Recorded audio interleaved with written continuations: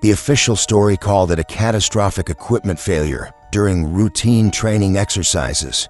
According to the Navy, the USS Connecticut suffered multiple hull breaches at depth, resulting in a loss of almost all hands before emergency ascent procedures could be enacted. Clear, simple, complete. I was there. I heard what we sank upon, saw the things no human was meant to see.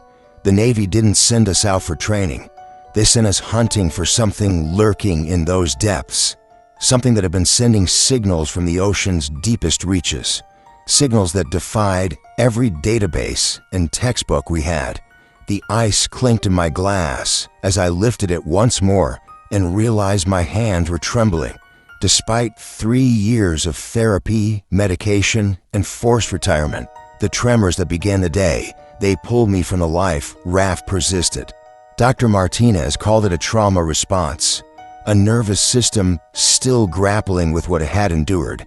He meant well, but he'd never been 40,000 feet beneath the surface when something the size of a small island took notice of you.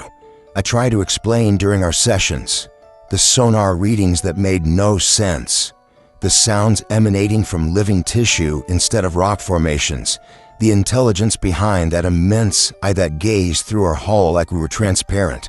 Dr. Martinez would nod, take notes, but I could see the doubt in his eyes. He thought it was pressure-induced hallucinations, a mind crafting elaborate fantasies to cope with survivor's guilt. Maybe he was right. Maybe I was losing hold of reality. But madness didn't explain why the Navy spent 3 years moving me from base to base, facility to facility, never allowing me to stay in one place long enough to speak to the wrong people. Madness didn't explain why my former crewmates, Tyler Foster and Brandon Lee, had vanished in the military medical system, shuffled between hospitals each time I reached out.